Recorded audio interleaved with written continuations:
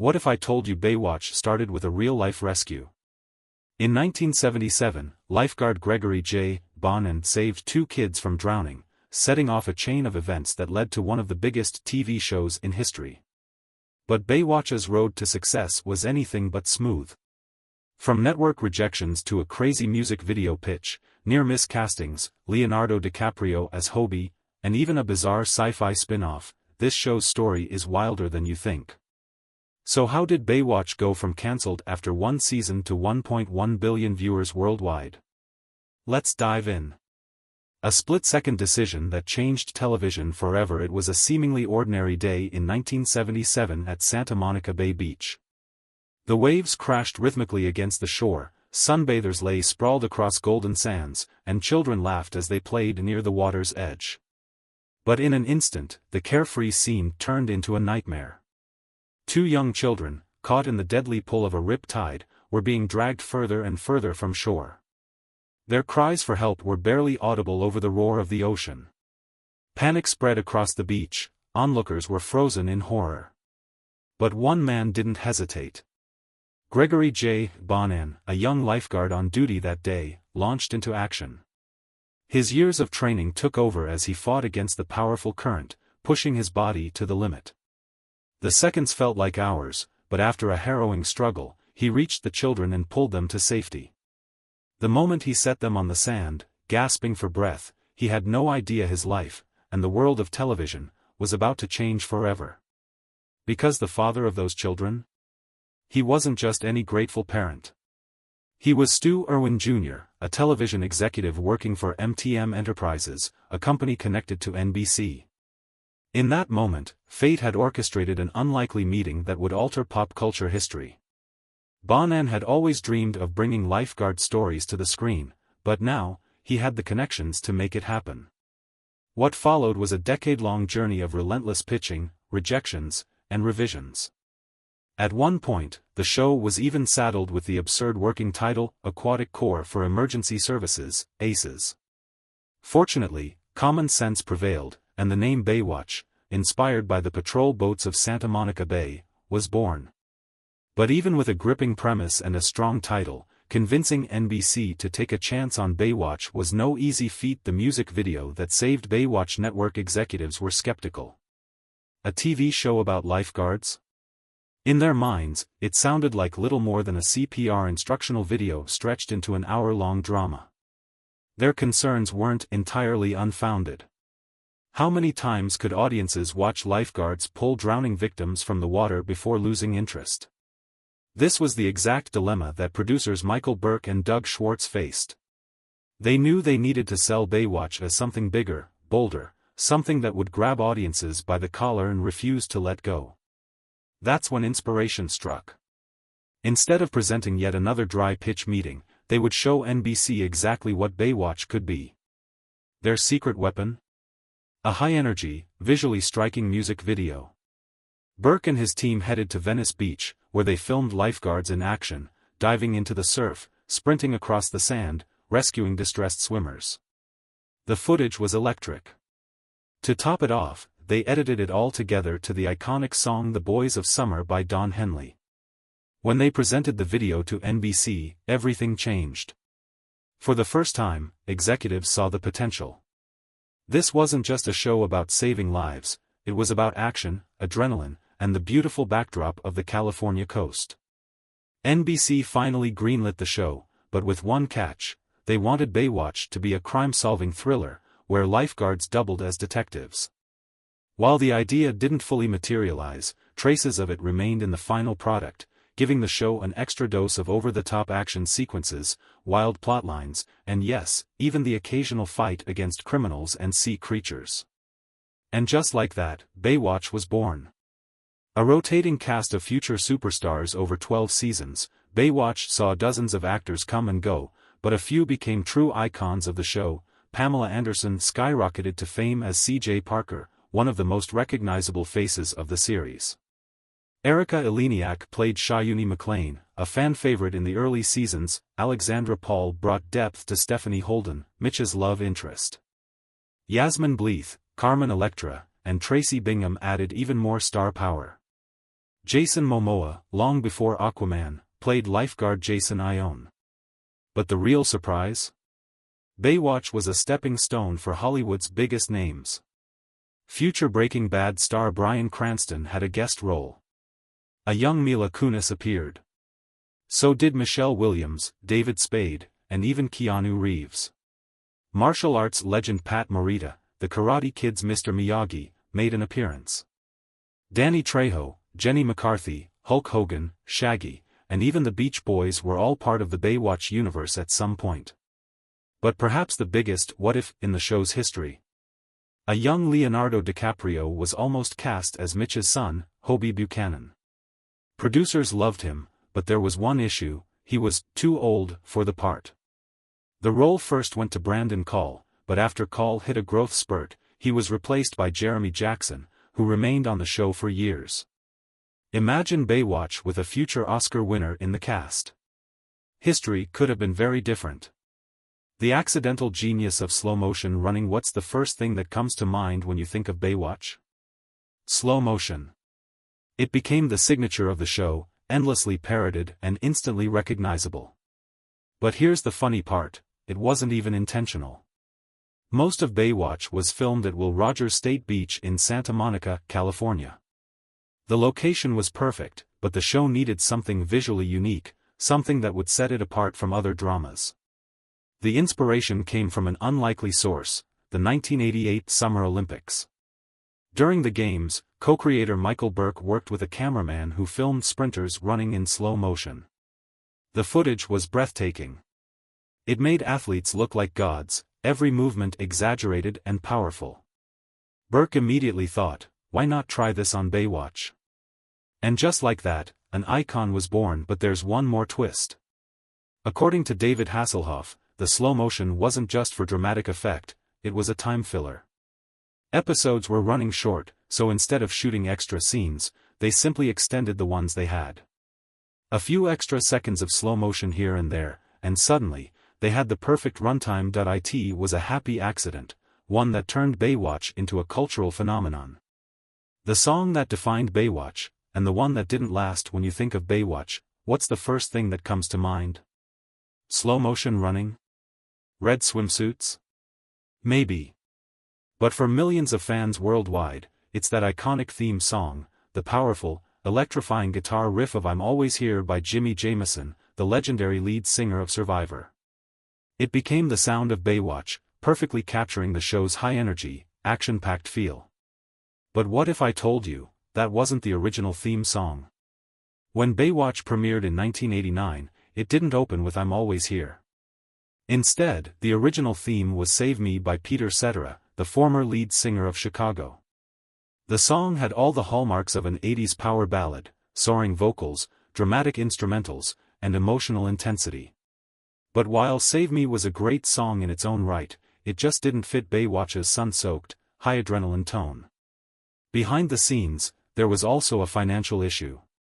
Licensing Save Me was expensive, and when Baywatch was revived as a syndicated show in Season 2, the producers were looking for ways to cut costs.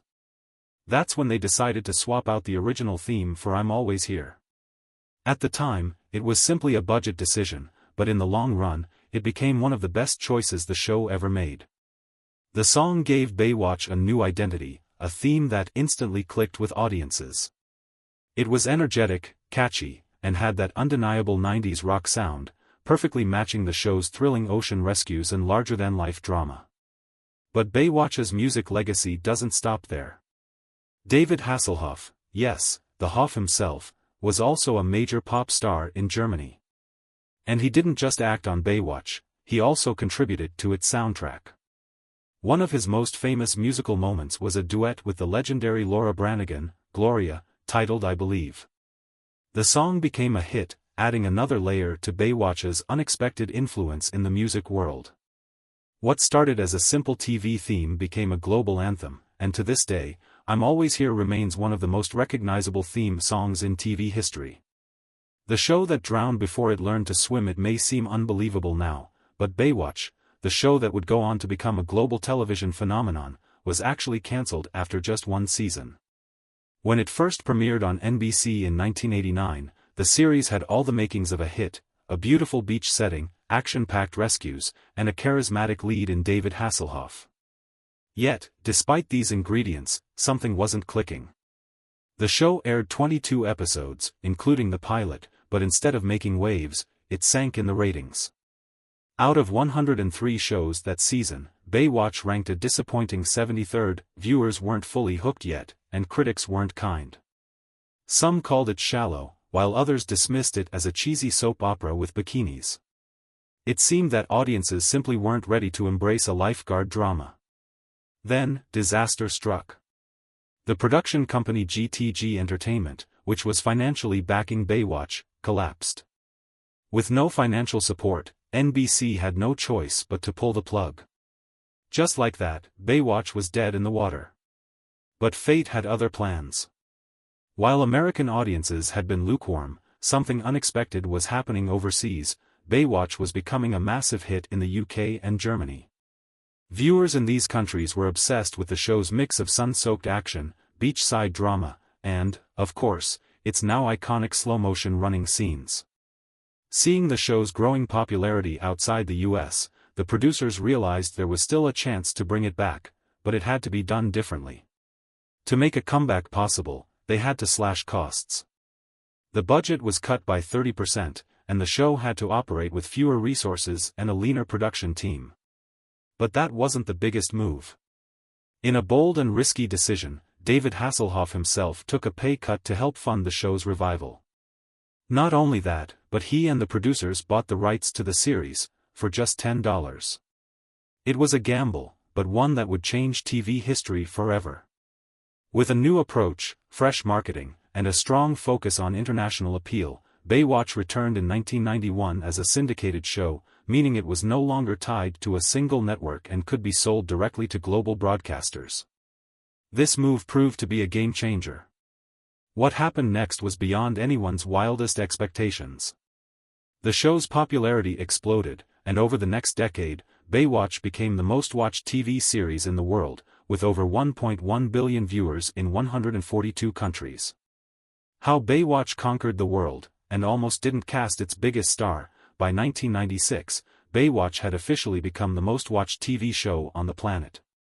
With 1.1 billion viewers across 142 countries, it wasn't just a hit, it was a global phenomenon, earning a place in the Guinness World Records.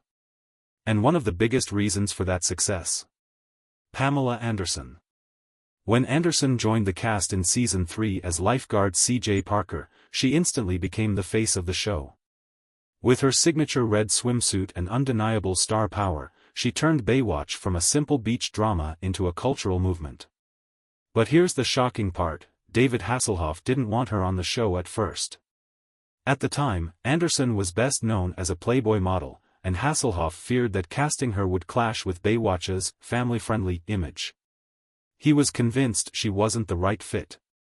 But after meeting her in person, he completely changed his mind. Her charisma was undeniable, and she soon became Baywatch's biggest star, surpassing even Hasselhoff himself in worldwide popularity. With Anderson leading the cast and the show dominating international markets, Baywatch became more than just television. It became a global brand, with merchandise, spin-offs, and even its own theme park attractions. But just when you thought Baywatch had reached peak absurdity, the producers decided to take things even further.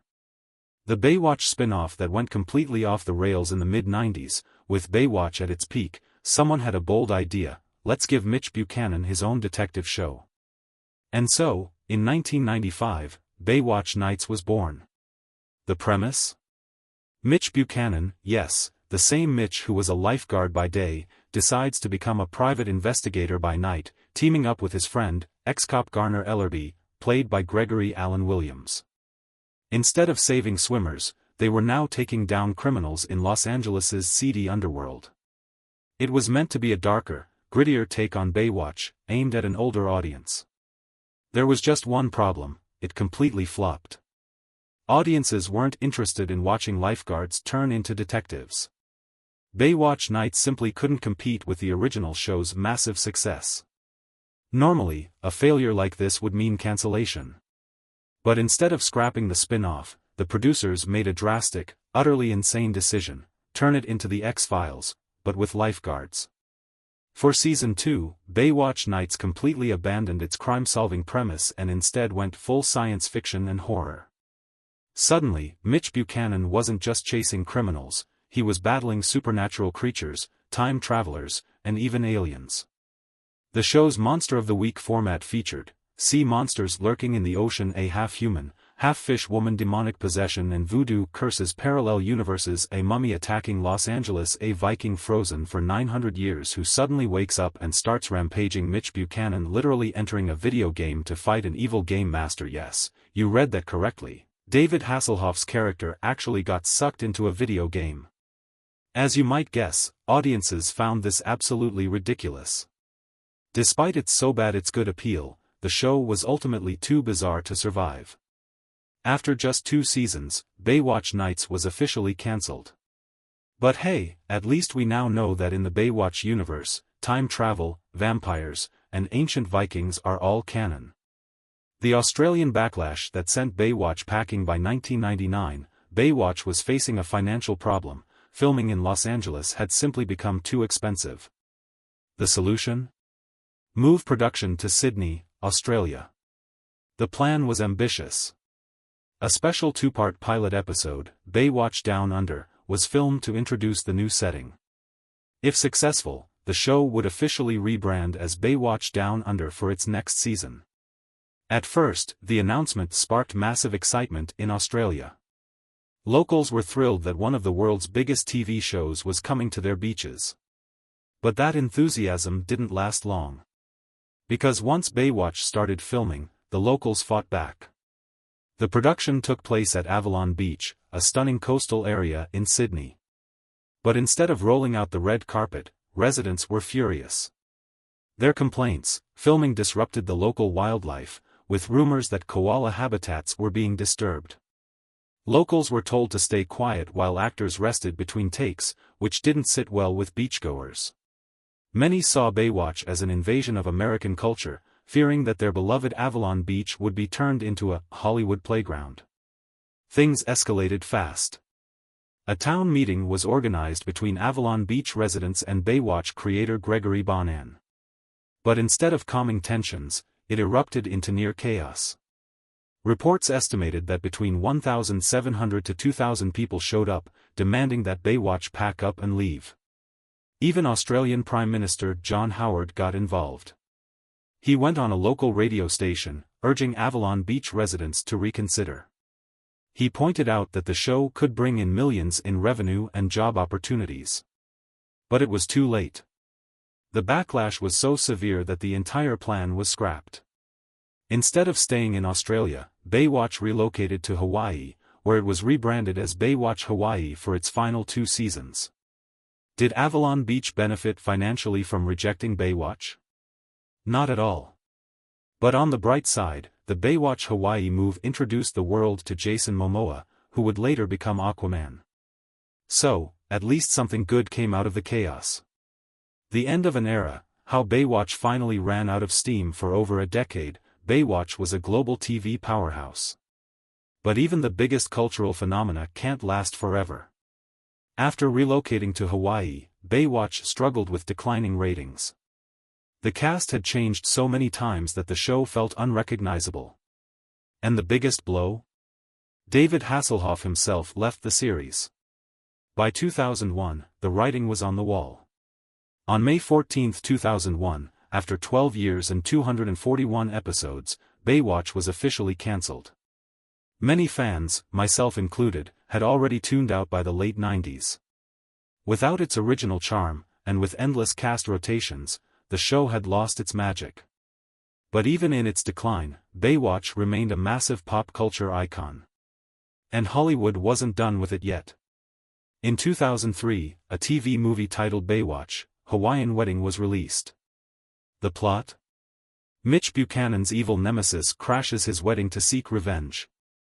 Because of course, he does. Meanwhile, since 2004, Hollywood had been trying to make a Baywatch movie. But after years of failed attempts, the project was stuck in development hell, until 2017.